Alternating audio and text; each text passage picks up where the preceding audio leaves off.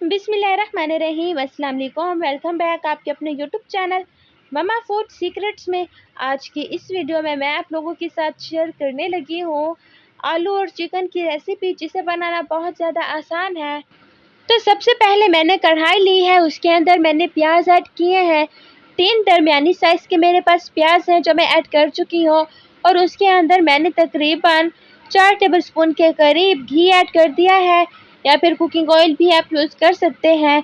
अब मैंने प्याज को लाइट गोल्डन ब्राउन होने तक अच्छी तरीके से पका लेना है। अभी थोड़ी देर है और यहाँ पर तकरीबन ये लाइट गोल्डन ब्राउन हो चुके हैं। मुझे ऐसा ही कलर चाहिए था, लेकिन मज़ीद मैं इसे 2 से 3 सेकंड के लिए कुक कर लूँगी, ताकि प्रॉपर तरीके से इस पर गोल्डन कलर आ जाए। ख्याल रहे ये जलने भी नहीं चाहिए। तो अब इसके अंदर मैंने लहसुन, अदरक और हरी मिर्च का पेस्ट ऐड कर दिया है।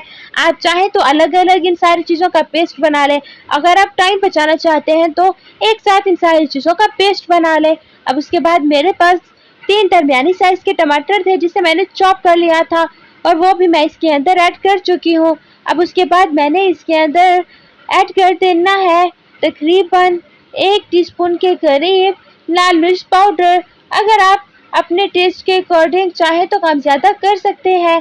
मैंने इसे अच्छे तरीके से मिक्स कर लेना है। इसकी मिक्सिंग करने के बाद मैंने इसके अंदर हल्दी ऐड कर देनी है। मैंने हल्दी इसके अंदर 1 टीस्पून के करीब ऐड की है, ताकि इसका कलर खूबसूरत हो जाए और टेस्ट भी अच्छा आए। हल्दी को बहुत से फ़ायदे हैं। तो यहाँ पर मैंने इसके अंदर नमक ऐड कर दिया। नमक भी आप अपने टेस्ट के अकॉर्डिंग कम ज़्यादा कर सकते हैं। यहाँ पर मसाला अच्छे तरीके से कुक हो चुका है, मुझे ऐसा ही चाहिए, बिल्कुल गल चुका है ये। तो मैंने इसके अंदर सारी की सारी चिकन ऐड कर देनी है। चिकन ऐड कर देने के बाद मैंने इसे अच्छे तरीके से मिक्स करना है। इसकी मिक्सिंग करनी है मैंने। अब चम्मच से इसे मैं अच्छे तरीके से मिक्स करने लगी हूँ, और मैंने इसे पका लेना है। आई मीन टू से कि मैंने इसे गला लेना है, और फिर उसके बाद मैंने इसे भून लेना है। इसकी भुनाई के बाद हम बाकी का काम करेंगे। तो यहाँ पर आप देख सकते हैं कि इसकी भुनाई हो रही है। मुझे हरी मिर्चें बहुत पसंद है चिकन में, तो वो मैंने ऐड कर दी हैं।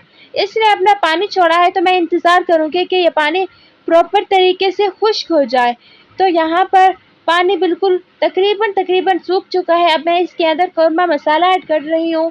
अगर आप चाहते हैं कि मैं इसकी रेसिपी आपसे शेयर करूँ तो मुझे कमेंट बॉक्स में ज़रूर बताइएगा।